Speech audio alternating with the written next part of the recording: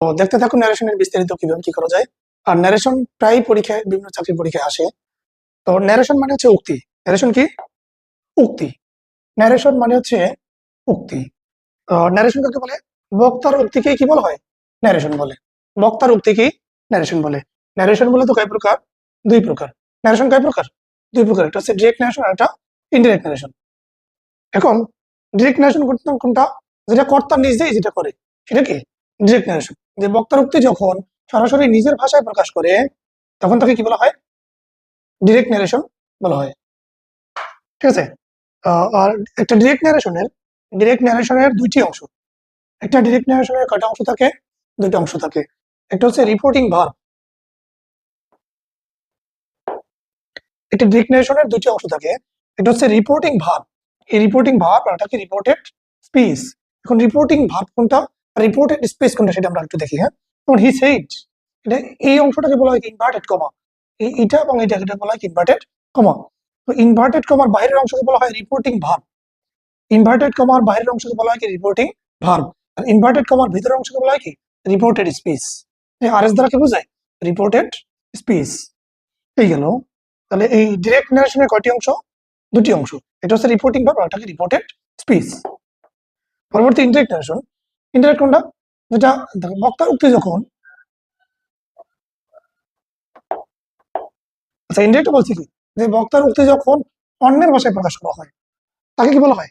Indirect narration বলা হয়। যেটা কর্তা নিজেই করেছিল সেটা কি ছিল? Direct narration. আর কর্তা যখন তার নিজের কাজটা অন্যকে দিয়ে করানো হয় এটা কি? Indirect narration. যেমন এখানে ছিল যে he said I am ill. তো এটা ছিল ডিরেক্ট ন্যারেশন। আর হি সেইড, সে বলেছিল দ্যাট, ইনভার্টেড কমাটা কি বসে? দ্যাট বসে। তো হি সেইড দ্যাট হি ওয়াজ ইল। এটা কি? ডিরেক্ট থেকে ইনডিরেক্ট আসছে। এর পরবর্তী অংশ হচ্ছে রুলস অফ চেঞ্জিং পার্সন।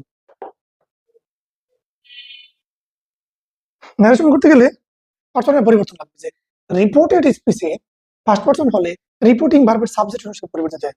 বলছে কি রিপোর্টেড স্পিচে,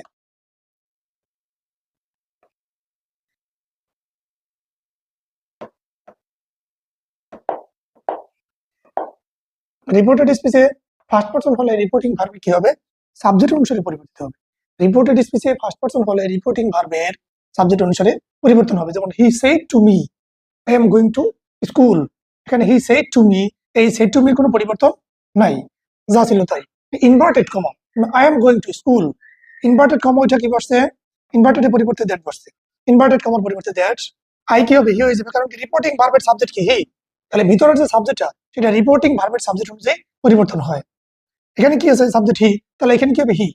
এটা ছিল প্রেজেন্ট কন্টিনিউয়াস, হয়ে যাবে কি? Past continuous. এটা ছিল কি? প্রেজেন্ট কন্টিনিউয়াস, হয়ে গেছে কি? Past continuous. He said that, I কি হবে? হি, কারণ এখানে সাবজেক্ট কি? হি। তাহলে he was going to school. Present continuous থেকে পাস্ট কন্টিনিউয়াস। আর এখানে পরিবর্তন ছিল কি? শুধু ইনভার্টেড কমাটা দ্যাট। এর পরিবর্তে হি, কারণ কি? রিপোর্টিং ভার্বের সাবজেক্ট অনুসারে পরিবর্তন হয়। পরবর্তী বলতে কি? রিপোর্টেড স্পিচে সেকেন্ড পার্সন হলে রিপোর্টিং ভার্বের অবজেক্ট অনুসারে পরিবর্তন হয়। প্রথম কাছে রিপোর্টিং ভার্ব যদি ফার্স্ট পার্সন হয় তাহলে রিপোর্টেড স্পিচের সাবজেক্ট অনুসারে পরিবর্তিত হয়। আর দুই নম্বরটা বলছে কি? যে রিপোর্টেড স্পিচ যদি সেকেন্ড পার্সন হয় তাহলে রিপোর্টিং ভার্বের কি অনুসারে?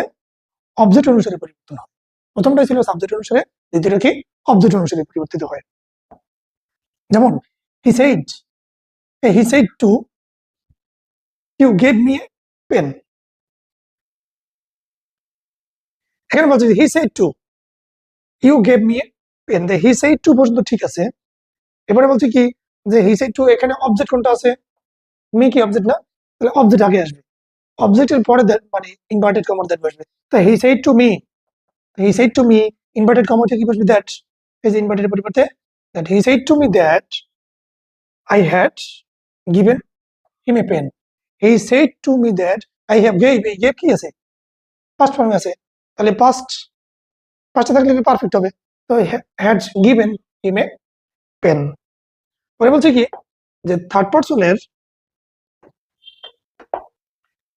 পার্সনের কোনো পরিবর্তন হবে না। থার্ড পার্সনের কি কোনো পরিবর্তন নাই। নেক্সট, এটা কিন্তু খুব একটা important topics. Rules of changing tense. টেন্সের এটাকে খুবই ইম্পর্টেন্ট একটা টপিক। আচ্ছা, রুলস অফ চেঞ্জিং টেন্স, টেন্সের পরিবর্তনের নিয়ম। যে রিপোর্টিং ভার্ব যদি প্রেজেন্ট অথবা ফিউচার টেন্স হয় তাহলে কি টেন্সের কোনো পরিবর্তন হবে না। রিপোর্টিং ভার্ব যদি প্রেজেন্ট অথবা ফিউচার টেন্স হয় তাহলে কি হবে, টেন্সের কোনো পরিবর্তন হবে না, রিপোর্টেড স্পেসের কোনো পরিবর্তন হবে না। রিপোর্টিং ভার্ব যদি প্রেজেন্ট অথবা ফিউচারে হয় তাহলে কি হবে, রিপোর্টেড স্পেসের কোনো পরিবর্তন হবে না। তাহলে কি হবে, আর এস এর পরিবর্তন নেই, পরিবর্তন হবে না। তাহলে এখন এখানে রিপোর্টিং ভার্বের টেন্স, এটা কি আর আর ভি দ্বারা বোঝায় কি রিপোর্টিং ভার্ব, আর আর এস কি রিপোর্টেড স্পেস। তো রিপোর্টেড স্পেসের টেন্স কি হয় দেখি। রিপোর্টিং ভার্বটা মানে ইনভার্টেড কমার আগের অংশ যদি প্রেজেন্ট টেন্সে থাকে তাহলে এটার ভিতরের অংশে কি কোনো ভিতরের অংশ কোনো পরিবর্তন হবে না। আবার এই রিপোর্টিং ভার্বের মানে ইনভার্টেড কমার আগের অংশ যদি ফিউচার টেন্সে থাকে পরের অংশ কি কোনো পরিবর্তন নেই। এরপরে বলছে কি যে রিপোর্টিং ভার্বটা যদি ইনভার্টেড কমার আগের অংশ যদি পাস্ট ফর্মে থাকে কোনটা, তাহলে পরিবর্তন হবে। ইনভার্টেড কমার আগের অংশ যদি মানে রিপোর্টিং ভার্ব যদি পাস্ট টেন্সে থাকে তাহলে কি কি পরিবর্তন হয় সেটা আমরা দেখব।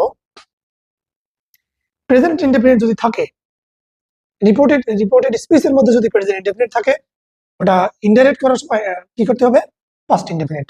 প্রেজেন্ট কন্টিনিউয়াস থাকলে কি হবে, পাস্ট কন্টিনিউয়াস। আর প্রেজেন্ট পারফেক্ট থাকলে হবে কি, পাস্ট পারফেক্ট। আর প্রেজেন্ট পারফেক্ট কন্টিনিউয়াস থাকলে পাস্ট পারফেক্ট কন্টিনিউয়াস। মূলত প্রেজেন্টের যে চারটা আছে সেই প্রেজেন্টের কন্ডিশন থেকে পাস্টে যাবে, এই প্রেজেন্টের রূপ থেকে পাস্ট। আর এখানে কি যদি রিপোর্টেড স্পেসটা পাস্ট ইনডেফিনিট টেন্সে থাকে মানে ইনভার্টেড কমার ভিতরের অংশ যদি পাস্ট ইনডেফিনিট থাকে তাহলে পরে পরিবর্তন হয়ে ইনডাইরেক্ট করার সময় কি হবে, পাস্ট পারফেক্ট। আবার ইনভার্টেড কমার মধ্যের অংশ যদি প্রেজেন্ট কন্টিনিউয়াস থাকে তাহলে হবে কি, পাস্ট পারফেক্ট কন্টিনিউ। যদি পাস্ট কন্টিনিউয়াস থাকে তাহলে পরিবর্তন হয়ে কি হবে, পাস্ট পারফেক্ট কন্টিনিউয়াস। এটা কি পাস্ট পারফেক্ট কন্টিনিউয়াস টেন্সটা হবে। যদি পাস্ট পারফেক্ট কন্টিনিউয়াস টেন্স থাকে তাহলে পাস্ট পারফেক্ট টেন্সই থাকবে, এটার কোনো পরিবর্তন হয় না।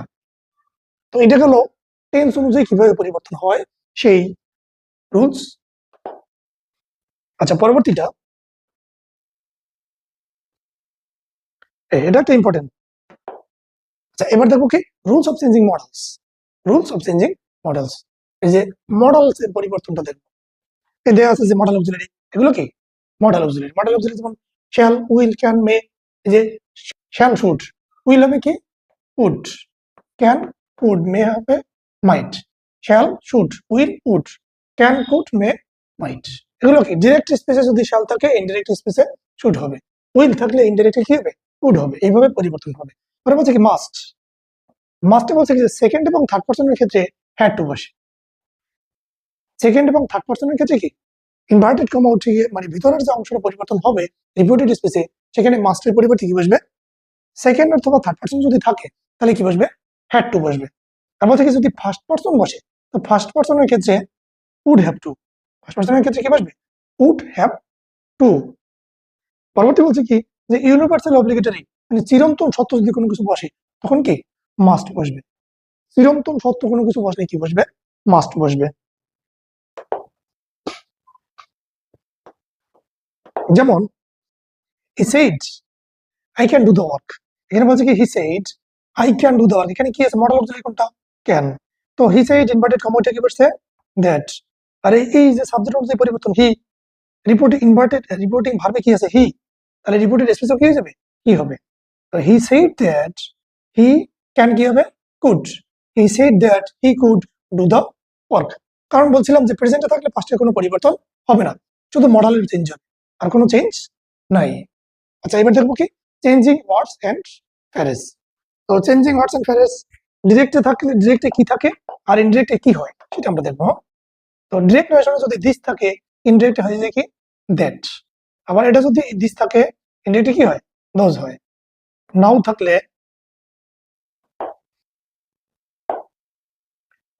কি হয়, দেন হয়। এই হেয়ার থাকলে কি হয়, দেয়ার হয়। এগো থাকলে বিফোর।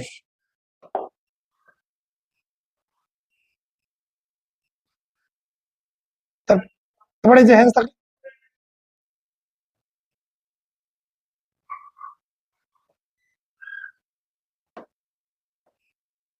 আচ্ছা গেল, এগো থাকলে বিফোর হয়। এই যে হ্যান্স থাকলে কি হয়, হ্যান্স। এটা অর্থ সহ দেয়া আছে। আইদার হাইদার থাকলে আইদার হয়, দশ থাকলে সো হয়। Come, go, today, that day, the same day. The same ডের পরিবর্তে আসে এই দুইটা। দ্য সেম ডে কি আসে? দ্য ফলোইং ডে অথবা next day. The following day অথবা কি দ্য নেক্সট ডে। টুমোরো থাকলে কি বসে? দ্য নেক্সট ডে অথবা the day before, the previous day, এগুলো কি বসে। আর টু নাইট থাকলে কি বসে? That night. টু নাইট থাকলে দ্যাট নাইট বসে। আর লাস্ট নাইট থাকলে কি বসে? দ্য লাস্ট মানে দ্য নাইট বিফোর অথবা previous night. The night before অথবা প্রিভিয়াস নাইট বসে। আর নেক্সট উইক থাকলে কি বসবে? The following week. Next week থাকলে কি বসবে? The following week. এবার বলছি কি লাস্ট উইক। লাস্ট উইক থাকলে কি বসবে? লাস্ট উইক হচ্ছে দ্য ফলোইং। এই লাস্ট উইক থাকলে কি বসবে? The following week. আর yesterday morning, the following morning. এগুলো হলো কি রুলস অফ চেঞ্জিং ফ্যারেজ, ফ্যারেজের পরিবর্তন। এখন এখানে একটু ক্লু দেওয়া আছে, এটা হচ্ছে যে ইটের কোনো পরিবর্তন হয় না। এখানে দেখেন যে ইটের কি কোনো পরিবর্তন হবে না। ইট সাবজেক্ট হিসেবে ইট থাকলে এটার কি কোনো পরিবর্তন হবে না। যেমন এই ইনডাইরেক্ট স্পেসে মানে ডিরেক্ট স্পেসে যদি কাম থাকে, কাম থেকে ইনডাইরেক্ট স্পেসে গো হবে, কিন্তু গো থেকে কামে যাওয়া যাবে না। মানে ইনডাইরেক্ট থেকে ডিরেক্টে এই যে ফ্যারেজগুলি, এগুলি থেকে ইনডাইরেক্ট থেকে ডিরেক্টে যাওয়া মানে এইভাবে যাওয়া যাবে। কাম থেকে গো, গো থেকে কাম, মানে কাম থেকে গো হবে, কিন্তু গো থেকে কাম এটা কি হবে না।